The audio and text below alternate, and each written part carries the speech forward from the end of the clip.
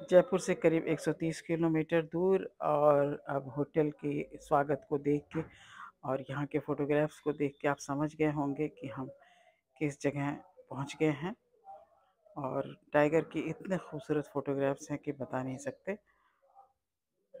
और lunch time हो गया है तो डाइनिंग हॉल में आ गए हैं हम लोग, और अब लंच ले लेते हैं क्योंकि हमको 3 बजे निकलना है।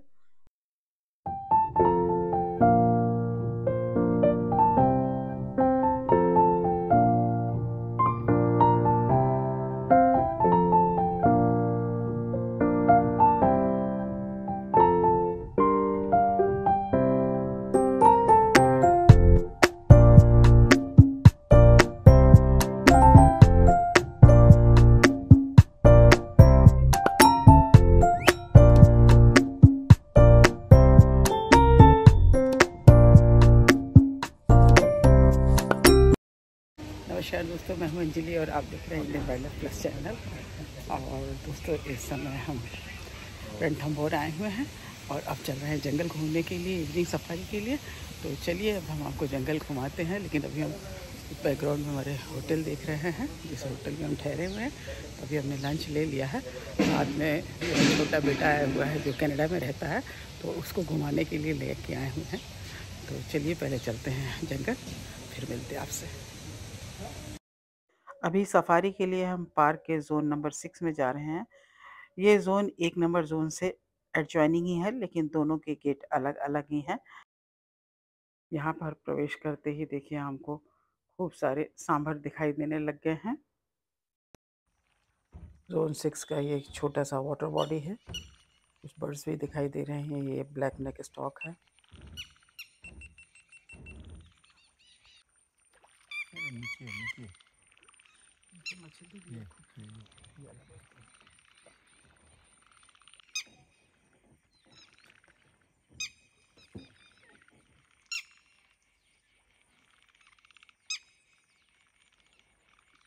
इस वाटर बॉडी में काफ़ी छोटी-छोटी मछलियाँ दिखाई दे रही हैं। वैसे यहाँ पर बर्ड्स वगैरह तो कम है, लेकिन मछलियाँ इसमें खूब सारी हैं।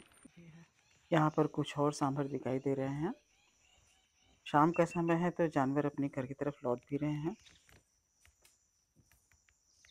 रणथंभौर में कहते हैं कि ज़ोन 6 जो है, इसका जो जंगल है, ये बाकी जंगल पार्ट से थोड़ा अलग है। इसका लैंडस्केप भी बहुत ही खूबसूरत है।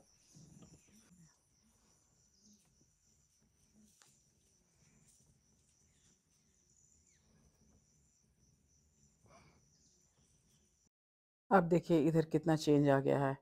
ये सामने अरावली और विंध्याचल की पहाड़ियों का मिलन हो रहा है। यहाँ पर पठार है और ये जो घास है वो सुनहरी घास है। जैसे हम बचपन में सुना करते थे ना कि परियों के देश में सुनहरी घास होती थी, ये वही घास है।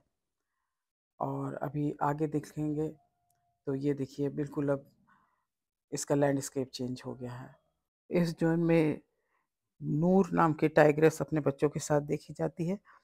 इसके अलावा T8, T34 और T57 भी इस ज़ोन में देखने को मिल जाती हैं। और ये देखिए यहाँ पे लोग खड़े हुए हैं, कोई ना कोई जानवर यहाँ ज़रूर दिखा। यहाँ भालू दिख रहा है, ये देखिए भालू। बहुत रेयर साइटिंग होती है। मैंने तो रणथंभौर में पहली बार भालू देख रही हूँ, मज़ा आ गया। भालू यानी स्लॉट बेयर का यहाँ पर पूरा कुनबा रहता है। और अभी हमें केवल एक ही दिखाई दे रहा है, अभी थोड़ा दूर है। इसके साथ ही साथ चलते रहते हैं, देखते हैं कहाँ तक हमें ले जाता है, कहाँ तक हम इसको देख पाते हैं।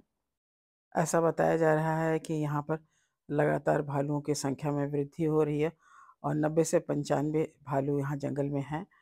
और अभी तो हमें एक ही दिखाई दे रहा है।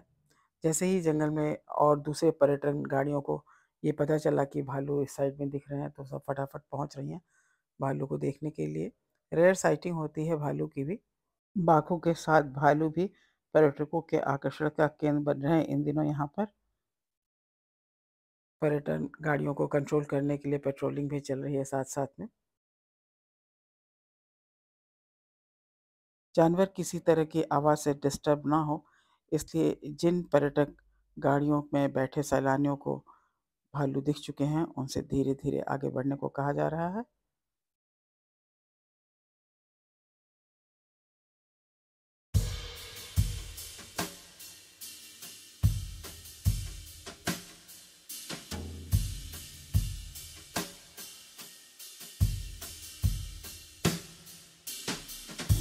विशेषज्ञों की माने तो किसी भी वन क्षेत्र की लंबी आयु वहाँ विचरण करने वाले भालुओं की संख्या पर ही निर्भर करती है।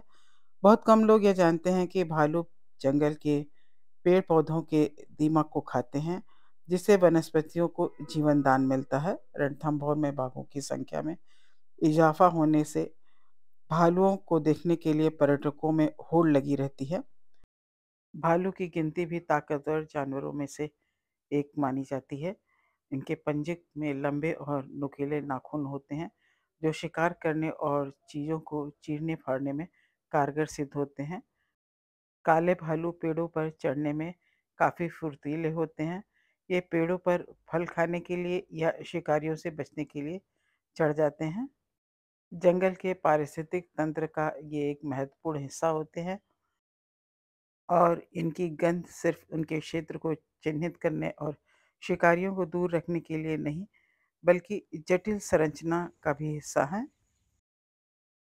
भालू भी बाघ की तरह इंडेंजर स्पीशीज की श्रेणी में आता है।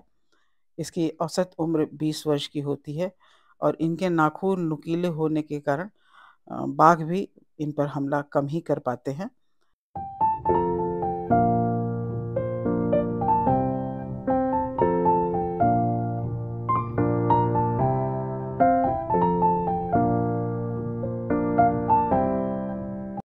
भालू एक शांत प्रिय जानवर है और ये अपने धीरे-धीरे चलने और विचरण करने के कारण प्रसिद्ध है।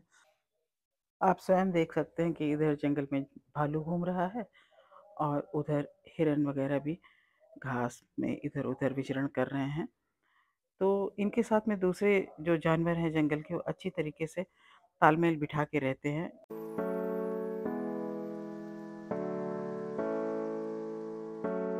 भालू ज़्यादातर सर्वहारी होते हैं, यानी ये मांस और पौधे दोनों खाते हैं। हालाँकि उन्हें मीठे फल, शहद और मेवे आदि पसंद हैं। और ये देखिए कितना खूबसूरत एक हिरन है, यहाँ पे पोज़ भी दे रहा है फ़ोटो खींचने के लिए।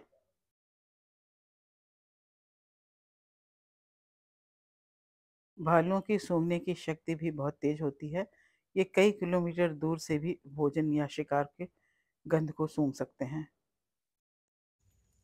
स्वच्छंद रूप से स्पॉटेड डियर को इस क्षेत्र में विचरण करते हुए देख के सहज ये अंदाज़ा लग रहा है कि आसपास में टाइगर तो नहीं है। हालांकि थोड़ी देर पहले हमें टाइगर की कॉल सुनाई ज़रूर दी थी, लेकिन काफ़ी देर हम लोगों ने इंतज़ार भी किया, लेकिन उसका मूवमेंट नहीं हुआ। तो अब हम बाहर निकलने का समय हो गया पार्क से, तो चलते-चलते हमें जो भी फुटेज मिल रही है वो आपको दिखाते हुए चल रहे हैं।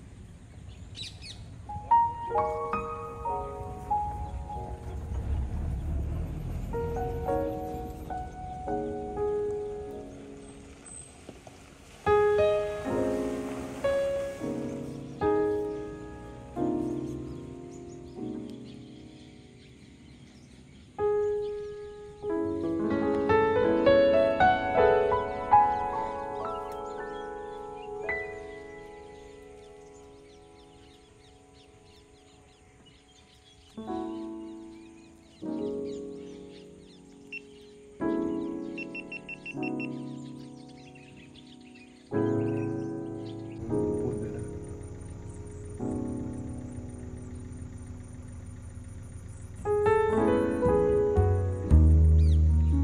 फोटो भी ले लो, वीडियो भी ले लो।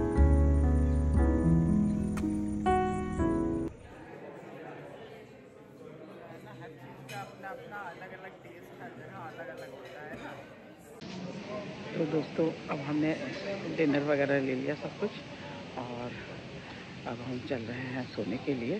और आज जंगल जो हमने देखा वो बहुत ही अच्छा था। हालांकि जब हम वहाँ पहुँचे तो हमें पता चला कि जंगल का जैसे कि 1 से 5 तक का जो जोन होता है वो आज बंद था। वो प्राइम जोन होते हैं, उसमें काफ़ी साइटिंग की गुंजाइश होती है, लेकिन इत्तेफाक से वो बंद था।